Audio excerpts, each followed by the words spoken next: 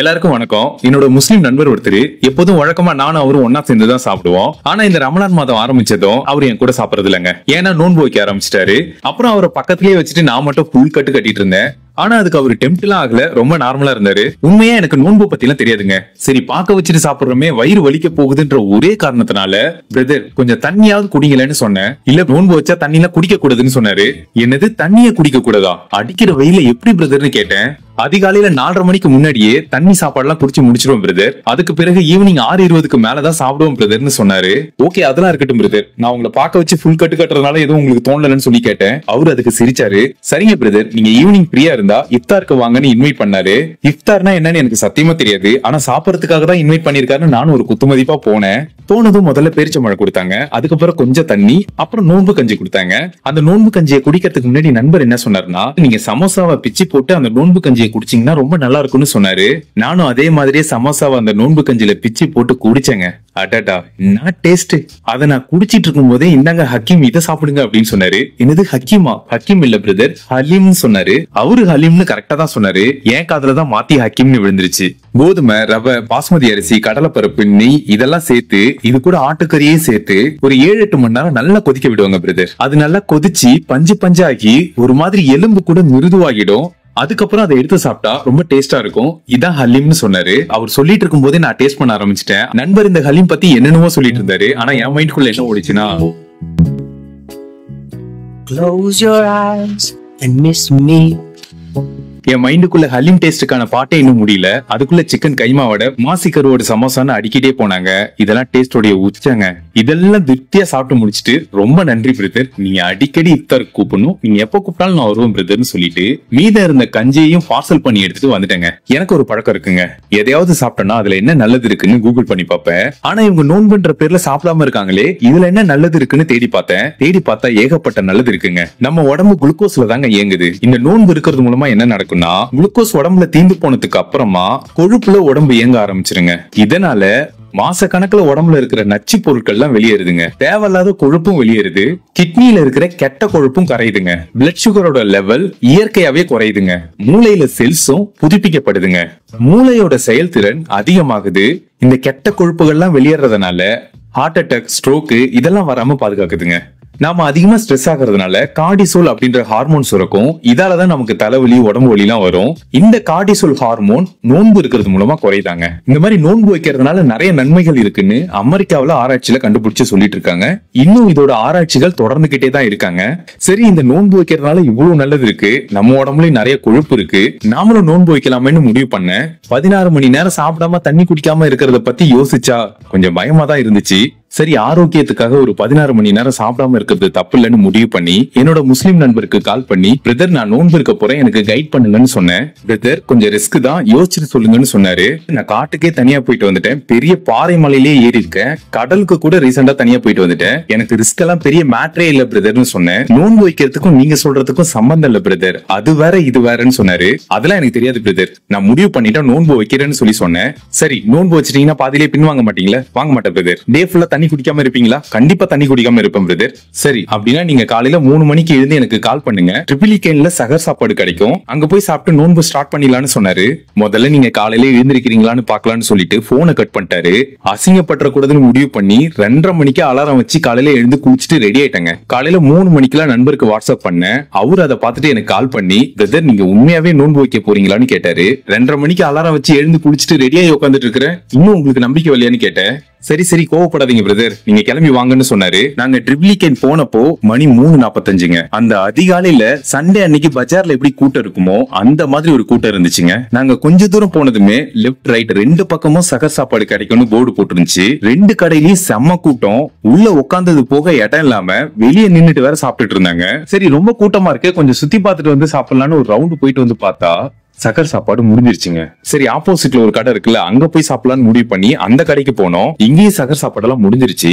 வேற ஒருத்தங்க 2 chicken noodles கேட்டிருந்தாங்க. அப்புறம் அவங்க வேணான்னு சொல்லிட்டு போயிட்டாங்க.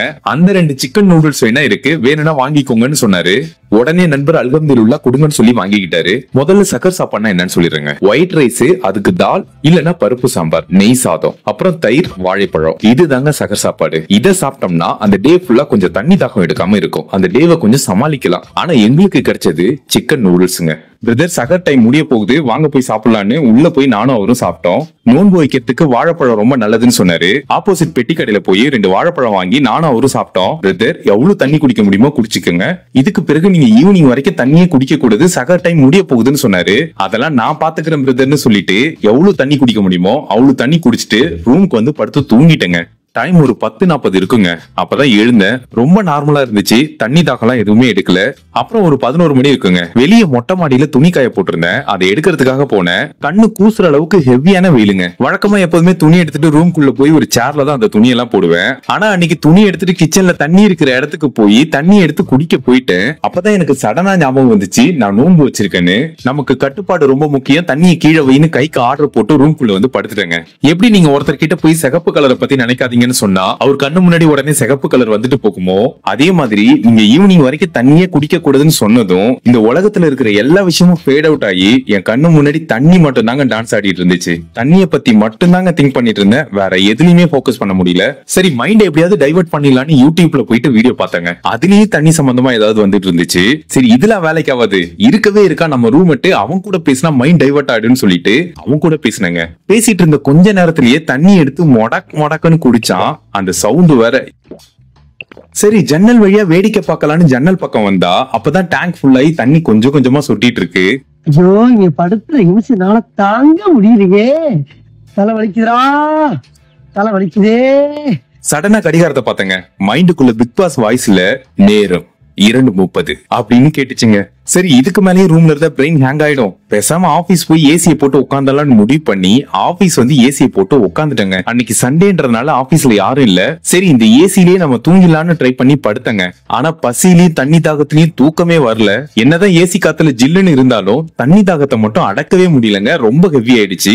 சரி நம்மளை சுத்தி தான் யாருமே இல்ல, தண்ணியை குடிச்சிடலாம், யாருக்கும் தெரியவா போகுதுன்னு முடிவு பண்ணி கிச்சனுக்கு போய் தண்ணியை புடிச்சு குடிக்க போனங்க. என்னதான் இருந்தாலும் நமக்கு நேர்மைதான் முக்கியம்னு தண்ணியை குடிக்காம அங்கேயே வச்சுட்டாங்க. சரி ஒரே இடத்துல இருந்தாதானே இப்படி ஏதாவது தோணுது, டிராவல்லே இருந்தா போக்கஸ் கண்டிப்பா மாறும். அதனால பைக்ல ஒரு ரைடு போலான்னு முடிவு பண்ணேன். சும்மா ஒரு பைக் ரைடு போறதுக்கு பதிலா இஃப்தாருக்கு தேவையானது எல்லாத்தையுமே வாங்கிடலாம்னு முடிவு பண்ணி என்னோட முஸ்லீம் நண்பருக்கு கால் பண்ணி இஃப்தாருக்கு தேவையானது எல்லாத்தையும் நான் வாங்க போறேன், நீங்க எதுவும் வாங்கிடாதீங்க பிரதர், நான் வாங்கிட்டு வந்துடுறேன்னு சொல்லி சொன்னேன். இந்த வெயில நீங்க வெளியே போகாதீங்க, மயக்கம் வந்துடும், ஏன்னா இதான் உங்களுக்கு ஃபர்ஸ்ட் நோன்புன்னு சொன்னாரு. இல்ல பிரதர் நான் ரொம்ப தெளிவா இருக்கேன், எனக்கு மயக்கலாம் வராது, நான் போய் வாங்கிட்டு வந்துடுறேன்னு சொல்லி போனை கட் பண்ணிட்டேன். சரி ஃபுட்டை வாங்கிட்டு வந்துருவோன்னு வெளியே போய் பார்த்தா அடுப்ப பத்த வைக்காமலேயே பால் காய்ச்சலாம் போல, அவ்வளவு வெயிலுங்க. சரி என் மைண்ட் கூட ஃபைட் பண்றதுக்கு பதிலா இந்த வெயிலையே தாங்கிக்கலாம்னு முடிவு பண்ணி பைக் எடுத்துட்டு கிளம்பிட்டேங்க. போக போக தண்ணி தாக்கம் அதிகமாச்சு. தூரத்துல தெரியுற காணல் நீரெல்லாம் பார்த்து ஏங்கி போனங்க. அடிக்கிற வெயில்ல மண்டை சூடாகி பிரெயின் ஜாம் ஆகி மைண்ட் என்னென்னவோ யோசிச்சுட்டு இருந்துச்சு. அவனோட யாரு அண்ணன் தண்ணி பழங்க கூடாது,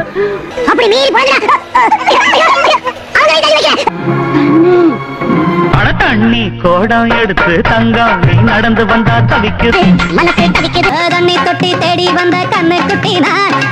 மாவட்டத்துல மொட்டை பட்டிக்காட்டுல தாமிரபரணி ஆத்துல குடிச்சிருந்த எனக்கும் சரி. குடிநீருக்கான மக்களின் தவிப்பு பல்வேறு காவிரி நடுவர் மன்ற தீர்ப்புப்படி இதெல்லாம் தாண்டி ஊர்ல என் தங்கச்சி குடிக்கிறதுக்கு தண்ணி எடுத்துட்டு வந்தா அந்த தண்ணியை உத்து பார்த்து இந்த தண்ணியில ஏதோ இருக்குன்னு ஊத்திட்டு வேற தண்ணி எடுத்துட்டு வர சொல்லுவேன். அதெல்லாம் ஞாபகத்துக்கு வந்துட்டு போச்சுங்க. இதெல்லாம் யோசிச்சுக்கிட்டே ஹலீம் இருக்கிற கடைக்கு வந்தங்க. பசியும் தாகமும் சேர்ந்து 2 ஹலீம் வாங்குறதுக்கு பதிலா 4 ஹலீம் வாங்கினங்க. அதுக்கப்புறம் சிக்கன் கைமா வடை 12, எக்ஸ் ஸ்வீட் 1, சப்பாத்தி ரோல் 2, வெளியே வந்து குட்டி சமோசா, அப்புறம் இன்னொரு கடையில போய் மாசி கருவோட சமோசா, பக்கத்துலயே ஒரு பேக்கரிக்கு போய் மிளகா பஜ்ஜி இதெல்லாம் வாங்கிக்கிட்டு என்னோட முஸ்லீம் நண்பர் வீட்டுக்கு போனங்க. அவரு நான் வாங்கிட்டு வந்ததெல்லாம் பார்த்துட்டு என்ன பிரதர் ஒரு 7-8 பேர் சாப்பிடலாம் போல அவ்வளவு வாங்கிட்டு வந்திருக்கீங்கன்னு கேட்டாரு. அப்படியா, இல்ல பிரதர் நம்ம சாப்பிடறதுக்கு தான் வாங்கிட்டு வந்தேன்னு சொன்னேன். அவரு என்ன பார்த்து ஒரு மாதிரி சிரிச்சுட்டு விட்டாரு. சரி டைம் என்னன்னு கடிகாரத்தை பார்த்தா மணி 5, இன்னும் நோன்பு திறக்கிறதுக்கு 1 மணி நேரம் 23 நிமிஷம் இருந்துச்சு. இந்த டைம் பாக்குறதுக்கு முன்னாடி வரைக்கும் எனக்கு பசியும் தாகமும் மட்டும்தாங்க இருந்துச்சு. ஆனா அதுக்கப்புறம் லைட்டா காதை அடைக்க ஆரம்பிச்சது. காதுக்குள்ள ஏதோ ஒரு சத்தம் கேட்டுட்டே இருந்துச்சு. ஆனா என்னோட நண்பர் ரொம்ப நேரமா ஏதோ பேசிட்டே இருந்தாரு. அது எதுவுமே எனக்கு சரியா கேட்கல. நீங்க என்னமோ சொல்றீங்கன்னு தெரியுதுங்க, ஆனா காதுல மட்டும் ஒரு சவுண்ட் ஜொய்ன்னு கேக்குதுங்க.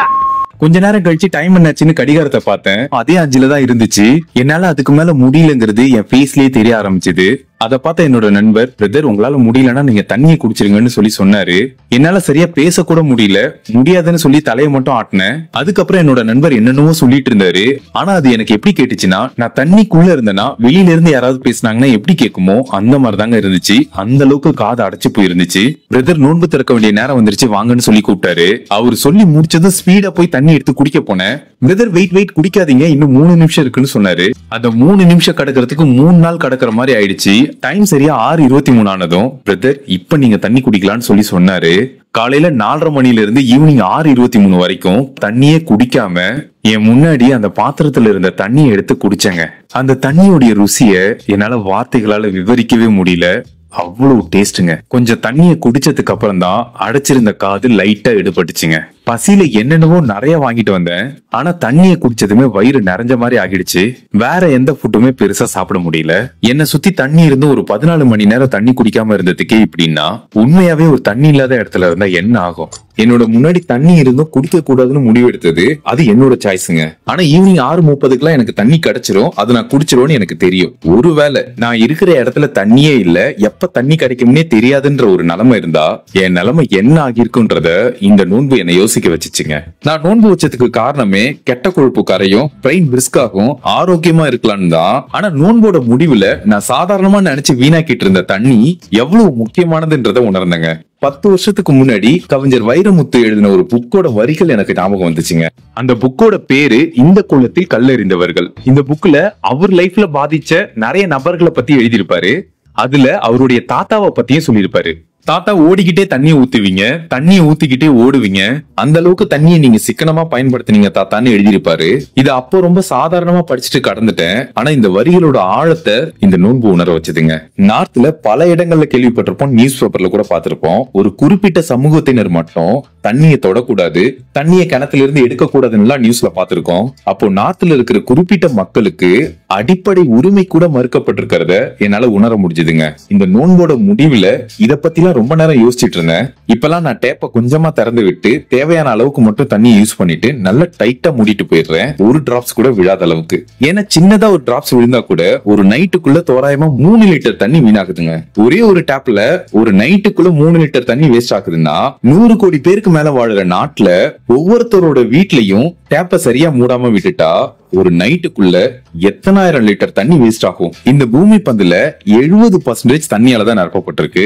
ஆனா அதுல குடிக்கிறதுக்கான தண்ணி வெறும் 3% தாங்க. அந்த 3%மே மனிதர்கள் எடுத்துக்க கூடிய இடத்துல இருக்கிறது வெறும் 0.5% தாங்க. இந்த பூமியில இருக்கிற 775 கோடி மக்களுக்கும், அது இல்லாம ஆடு மாடு கோழி சிங்கம் புலி யானைன்னு அத்தனை உயிரினங்களுக்குமே இந்த 0.5% தண்ணி தாங்க குடிக்கிறதுக்கு பயன்படுது. மனித நாகரிகம் தோன்றியதுல இருந்து என்னென்னவோ பொருட்கள் எல்லாம் கண்டுபிடிச்சிருக்கோம், எவ்வளவோ டெக்னாலஜி எல்லாம் உருவாக்கி இருக்கோம். ஆனா எந்த ஒரு சயின்டிஸ்டாலையும் இப்ப வரைக்கும் ஒரு சொட்டு நீரை கூட உருவாக்க முடியலங்க. உதாரணத்துக்கு இந்த உலகத்துல ஒரு குவளை தண்ணி மட்டும்தான் இருக்குன்னா அந்த தண்ணிய வாங்க ஒரு மனிதன் அவன் வாழ்நாள் ஃபுல்லா சம்பாதிச்சு சேர்த்து வச்சிருந்த எல்லாத்தையும் கொடுத்துட்டு அந்த ஒரு குவளை தண்ணிய வாங்க தான் முயற்சி பண்ணுவான். இயற்கை நமக்கு கொடுத்த அருட்கொடை தான் தண்ணீர். தண்ணீரை தேவையான அளவு மட்டுமே உபயோகப்படுத்துவோம். அடுத்த தலைமுறைக்கு தண்ணியை எப்படி சிக்கனமா உபயோகப்படுத்தணும்ன்றதையும் சொல்லிக் கொடுப்போம்.